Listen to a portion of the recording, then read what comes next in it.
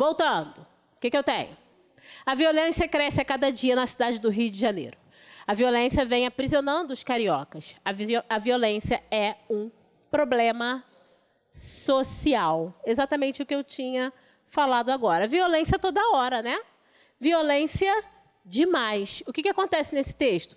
Fica cansativo. Imagine um avaliador ler 10 textos com 10 mil repetições, porque o tema era sobre violência. Chegar no segundo, ele já perdeu a paciência e dá 0. Mentira. Olha o exemplo 2. A violência cresce a cada dia na cidade do Rio de Janeiro. E aí, o que eu fiz? Ela... Opa! Ela quem? Cresce, desculpe, vem aprisionando os cariocas e transformou-se. Quem que se transformou? A violência, voltei de novo, em um grande problema social. O que eu tenho aí, então? Eu pego um pronome, um outro pronome também, e faço o quê? Referência ao elemento principal. Aqui eu preciso fazer esse jogo gramatical. Por quê?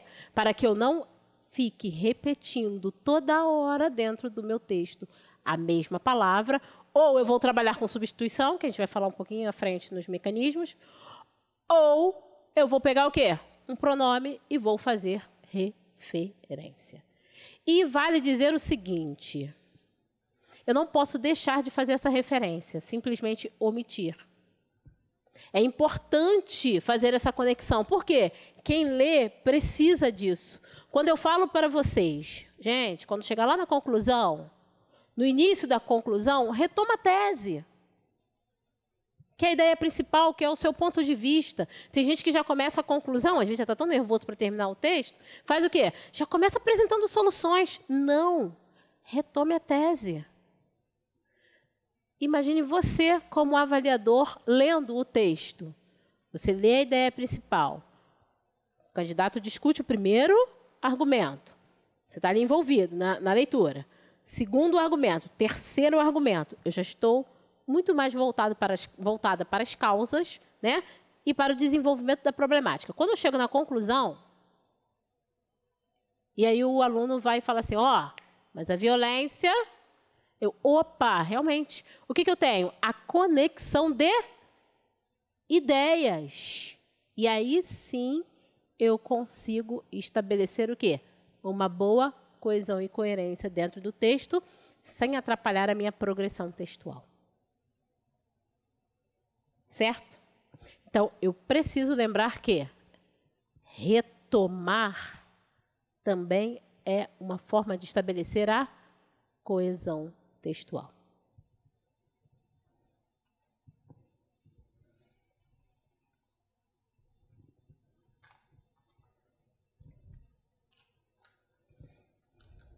Cris, e quais são os caminhos para que eu estabeleça essa coesão?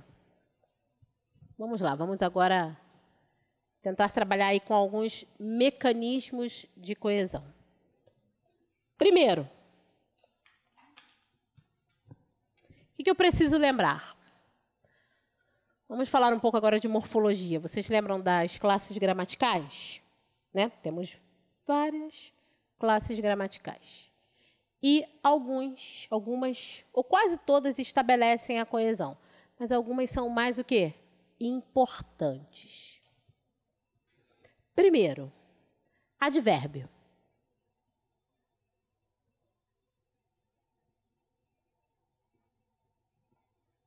Geralmente, quando você inicia um texto dissertativo, o que vocês colocam? Ou um conectivo, que a gente vai falar daqui a pouco, né, que o pessoal gosta de colocar, é notório. Exatamente. Você trabalha com o quê? Com um advérbio ou uma locução, né, adverbial de lugar, de tempo, nos dias de hoje, no Brasil. Vamos escrever sobre o coronavírus. O que você vai falar? Atualmente, sem dúvida, indubitavelmente, Tem gente que gosta. Chique, né? Sem dúvida. Certamente. Galera do mente, né? Principalmente, o advérbio, ele vai aparecer em várias partes do seu texto, tá? Ele é um excelente elemento de coesão. Muito utilizado. Por quê? Ele consegue ligar e principalmente situar, né? No tempo, no lugar ou até mesmo dentro de outros valores, modo, né? Negação, afirmação. Você consegue trabalhar muito bem com advérbio. Além do advérbio,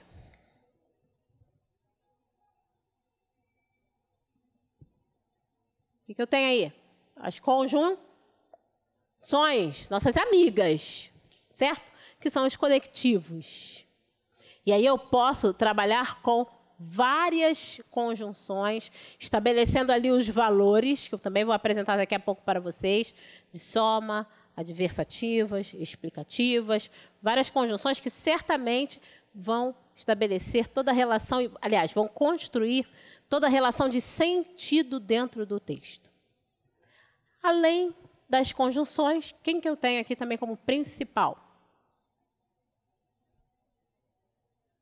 O nosso amigo pronome. Por que os pronomes, que aparecem bastante dentro do texto dissertativo, vão nos auxiliar? Porque todas as vezes que eu preciso substituir, vocês viram ali no caso da violência, quem eu uso para substituir o substantivo? Geralmente o pronome. Então, o pronome será o meu amigo. E aí cabe lembrar o seguinte: o pronome relativo, lembram quais são os pronomes relativos? Que, qual, cujo, os três mais utilizados.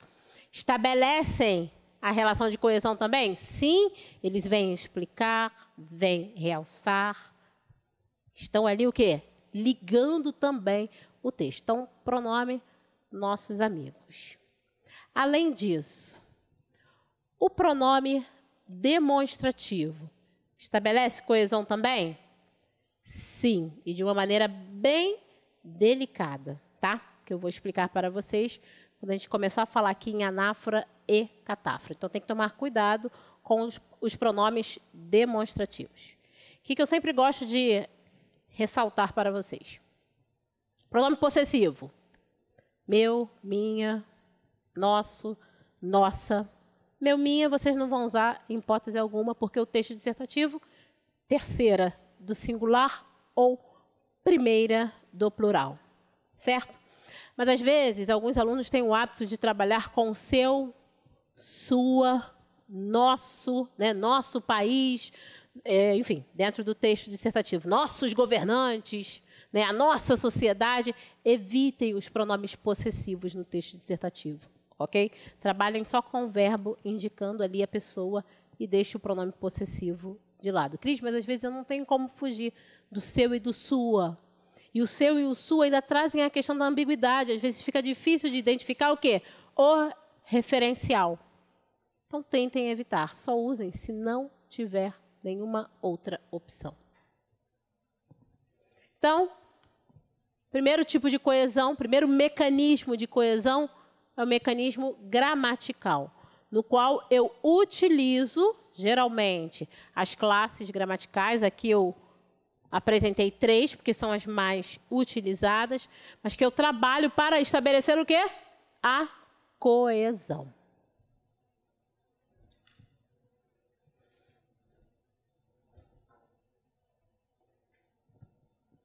O que é o mecanismo temporal? Vamos para o exemplo. Geralmente, o mecanismo temporal, ele trabalha com a ordem cronológica, ou seja, sequencial. Lembra que eu falei para vocês? Quando vocês apresentam na introdução argumento A, B e C, como é que vocês vão discutir dentro do texto dissertativo? Na mesma ordem, certo? Por quê?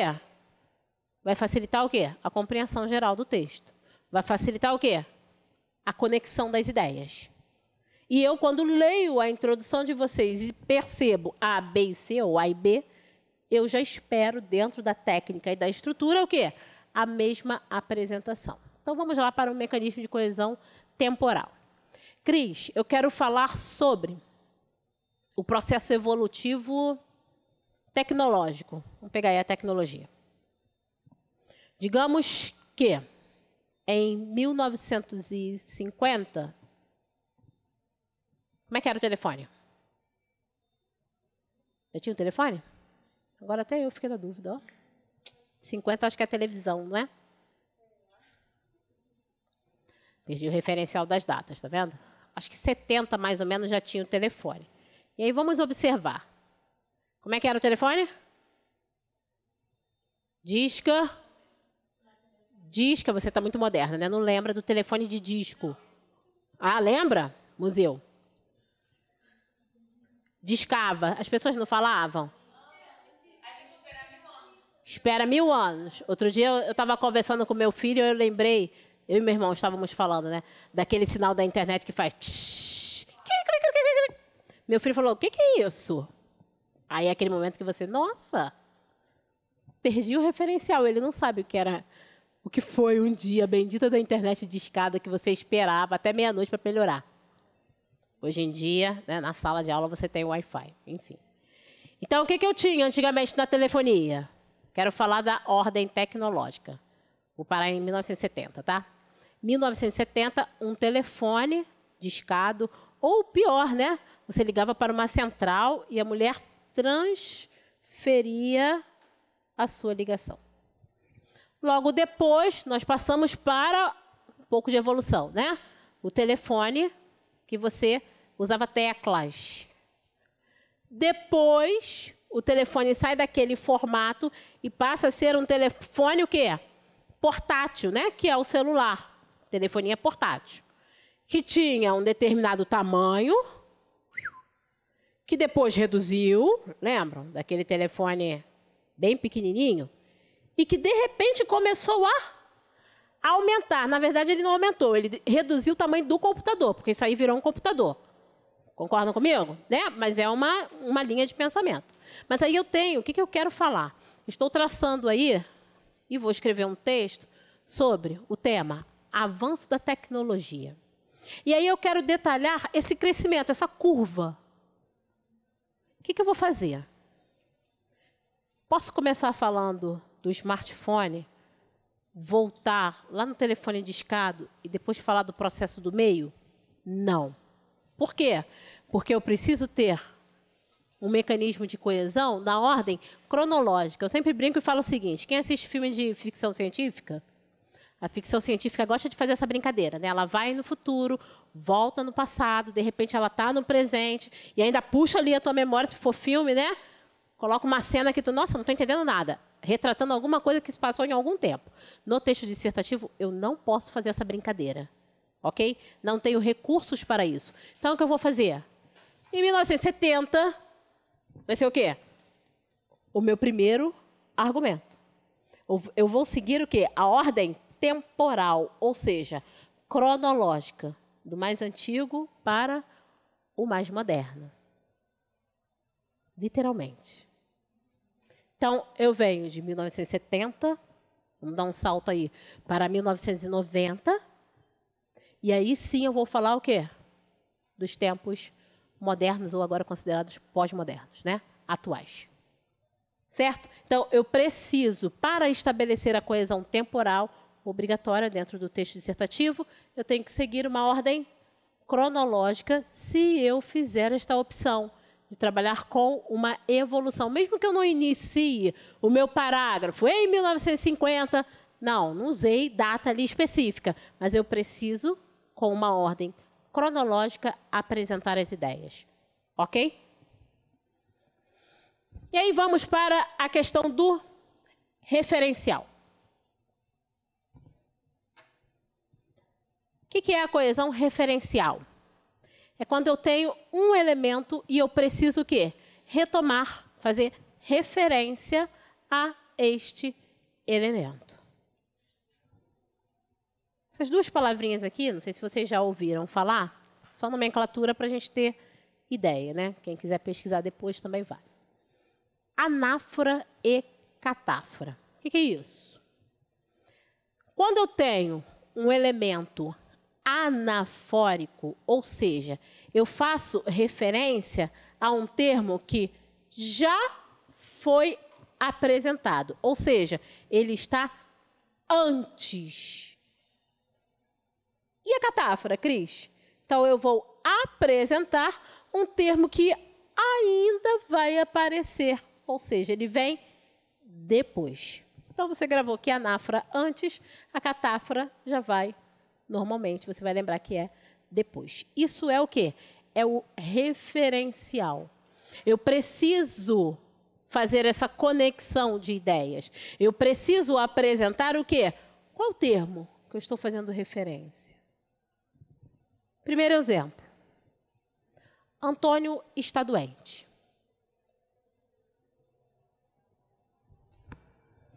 Vi-o na semana passada. Se esta fosse a primeira frase, vocês iam conseguir entender? Por quê? Esse o ia ficar o quê? Sem referente. Conseguem perceber? Mesma coisa seria, vamos tirar o o dali. Antônio está doente. Vi na semana passada.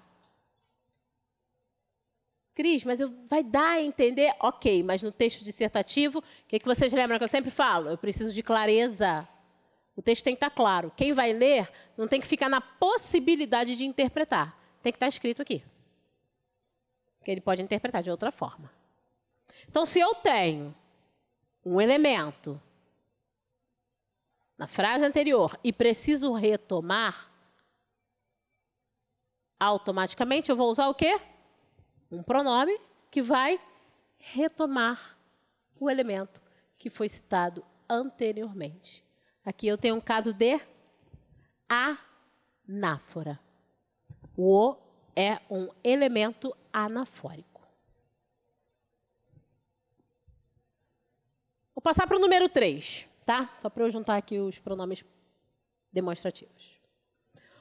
O pai olhou-o e disse: Marcos, você precisa descansar. Mesma pergunta. Se eu tivesse somente este período, o o teria referencial? Não. Cadê o referencial do o? Está no segundo período, que é o vocativo. Então, ali eu tenho uma referência catafórica. Por quê? O referencial vem depois do elemento. Ficou claro? Anáfora, antes. Catáfora, depois. Cris, e os pronomes demonstrativos? Que eu uso bastante no texto dissertativo. Então, vamos lá. Quais são os pronomes demonstrativos? Quem lembra aí? Nossa, muita gente falando junto. Vai. Aquele, aquilo, esse, essa, isto, isso. Perfeito. Quando eu estou escrevendo o meu texto, eu chego lá na conclusão, aí pinta aquela dúvida assim, o que eu escrevo? Desta forma ou dessa forma? Desta maneira ou dessa maneira? O pronome demonstrativo não ia aparecer sozinho, né? Aqui na frase fácil ele está sozinho. No texto ele vem embaralhando as minhas ideias. Na verdade ele está só o quê? Associado a uma preposição, certo? Nesse período ou neste período. Então vamos lá, vamos tentar separar aí algumas ideias.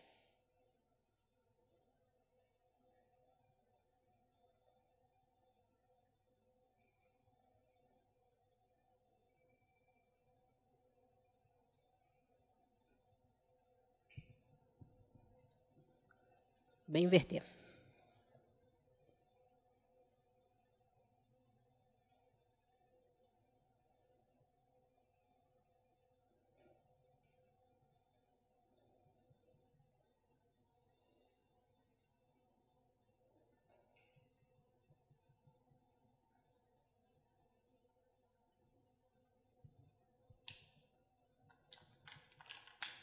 O que eu tenho aqui? Vai depender da posição do meu referencial. Vamos lá. Exemplo 2. Vinícius é muito triste. Esse seu sentimento nos preocupa. Número 4. As modalidades esportivas mais disputadas são estas: natação e corrida. Tenho 2 exemplos ali e 2 tipos de pronomes foram utilizados. O que eu preciso compreender? Eu tenho mais de uma situação que eu vou utilizar o pronome demonstrativo, ok? Cris, eu quero fazer referência a um termo ou a uma ideia que já foi apresentada. Ou seja, um elemento anafórico. Qual é o pronome que eu vou utilizar? O grupo do S. Aí vai depender aí somente do tipo de colocação que eu tenho. Cris, eu ainda vou apresentar uma ideia ou um elemento. O que eu vou usar? O grupo do T. Por quê? O elemento é catafórico. Ele vai ser apresentado ainda. Observem, eu tenho uma ideia ou uma palavra. Então, o que eu tenho aqui? O sentimento de tristeza do Vinícius, que foi apresentado o quê? Antes. Então, se eu quero fazer referência a um termo que já foi apresentado, o grupo do S vai fazer essa referência anafórica. Mas aqui embaixo, eu ainda vou apresentar o quê? As modalidades esportivas. São estas. Eu ainda não apresentei. Quais são? Natação e corrida. Guardem isso em uma parte do coração. Por quê? Porque um dia eu tenho certeza que alguém já falou assim: se você tiver um elemento, e aí a gente vai fazer essa referência de acordo com a pessoa, certo? Perto, vou usar distância, tá? Perto, mais ou menos perto e distante. Alguém já explicou isso para vocês em algum momento da vida, tenho certeza. E aí a pessoa falou assim: quando estiver bem perto de você, é o quê? Primeiro, né? Quem fala? Quando estiver com o outro, é o quê? E quando estiver com a terceira pessoa, ou seja, está bem distante, é o quê? É aquele. Perceberam que eu tenho mais de um elemento aí? Aqui eu tenho um elemento só. Então, tá antes. Um elemento ou uma ideia, tá? Vale lembrar que pode ser uma ideia também. Tá antes, eu vou usar o grupo do S. Está depois, eu vou usar o grupo do T. Pronto. Agora, eu tenho mais de um elemento. E isso é muito comum. Por quê? Vocês gostam de fazer numerações no texto dissertativo. Concorda? Apresentam 2 ideias, pelo menos. Apresentam, às vezes, 3 elementos. E aí eu quero fazer referência a cada elemento que já foi apresentado. O que eu vou fazer?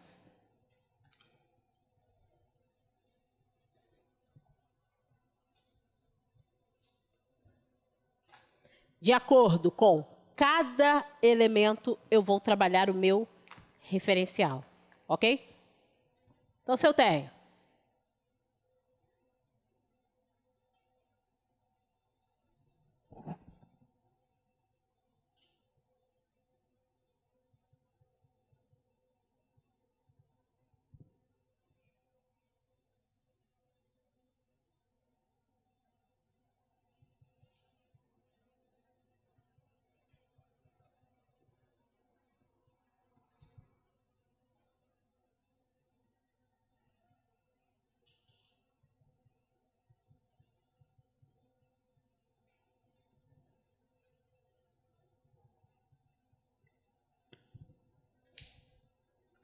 A violência, a educação e a saúde são problemas sociais antigos.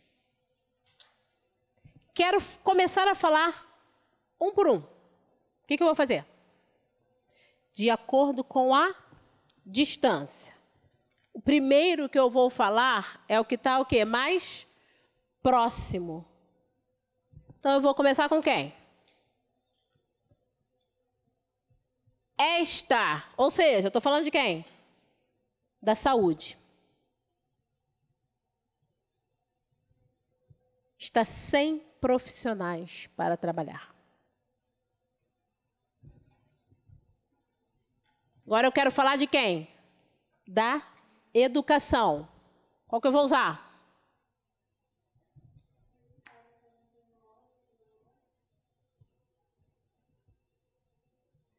Essa. Cris, neste caso, então, eu não tenho aquela mesma ordem, anterior e posterior? Não. Por quê? Porque eu tenho mais de um elemento. Eles estão enumerados. Se eu tivesse uma ideia só, eu ia manter a mesma relação. Anáfora e catáfora. Ou uma palavra só. Mas aqui eu quero retomar uma a uma e elas estão coordenadas, estão enumeradas. Esta, a mais próxima. Essa depende de investimentos. E aquela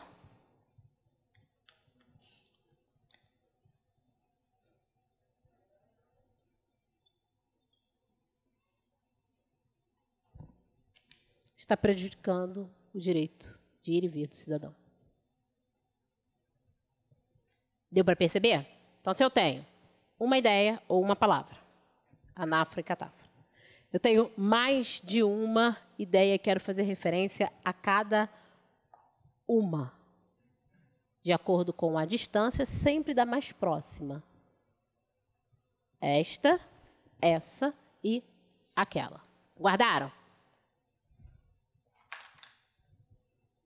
Mais uma parte do coração que eu usei. Ainda falta uma parte. Tem 3 partes no meu coração, tá? Cris, e se eu quiser fazer referência ao tempo? Ou ao espaço geográfico? Como é que eu vou trabalhar aí com o pronome demonstrativo? Quando eu faço referência ao presente,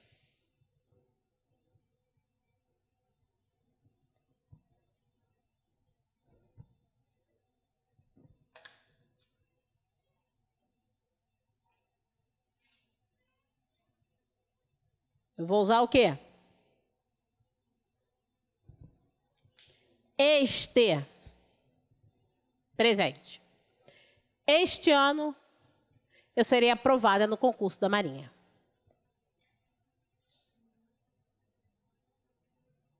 Então, tem relação com o presente, eu vou usar sempre este. Passado. Passado próximo, tá? Ou futuro, o que eu vou usar?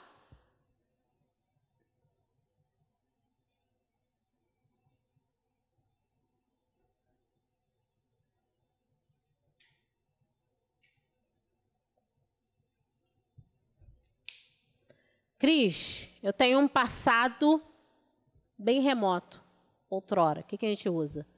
Naquele tempo ou naquela época. Aí é um passado bem distante. Geográfico. O lugar que eu estou. Esta sala. Então, se você está no Brasil e quer fazer alguma referência neste país, as políticas públicas não são bem trabalhadas. Ficou claro? Então, o pronome demonstrativo ele tem aí um pouquinho, algumas particularidades. Cuidado com o uso do pronome demonstrativo nas relações de referencial, tá? Vai depender o quê? Da ideia que você quer transmitir. Se eu tenho uma ideia, eu faço um tipo de referência. Se eu tenho mais de uma ideia, eu faço outro tipo de referência. Se eu tenho tempo ou espaço geográfico, eu tenho uma outra utilização do pronome demonstrativo, sempre com cuidado. Ficou claro? Então, quando eu estou lá na conclusão, vamos voltar. Fechando o meu texto. A conclusão, ela faz o quê? Ela retoma tudo que já foi apresentado. Então, o que geralmente eu vou utilizar? Dessa forma. Dessa maneira. Ficou claro? Quando que eu vou utilizar o desta forma ou desta maneira? Quando eu estiver apresentando uma ideia nova, o que não acontece na conclusão. Mesmo, olha a pergunta dela. Cris, se eu der uma sugestão, é uma ideia nova? Não é teoricamente uma ideia nova. É uma solução, geralmente, para algo que já foi apresentado. E no início do seu parágrafo de conclusão, você vai fazer o quê? Você vai retomar a ideia anterior. Ou seja, a ideia que apareceu, o tópico frasal, né? O ponto de vista, que está lá na introdução. A conclusão não pode apresentar nenhuma ideia nova. Vai apresentar sugestões? Ok, mas as sugestões estão relacionadas ao tema que você discutiu. Geralmente, até uma dica que eu sempre dou, se eu apresentei 1, 2, 3 argumentos, que geralmente são 3 problemas, o que eu faço? Eu pego uma sugestão para cada problema, cada argumento discutido ou apresentado. E fecho. Às vezes, tem problemas que você consegue dar uma solução para 2.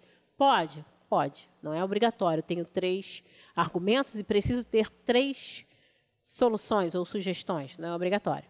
Mas é uma maneira prática de você dar um desfecho para o seu texto. Ficou claro?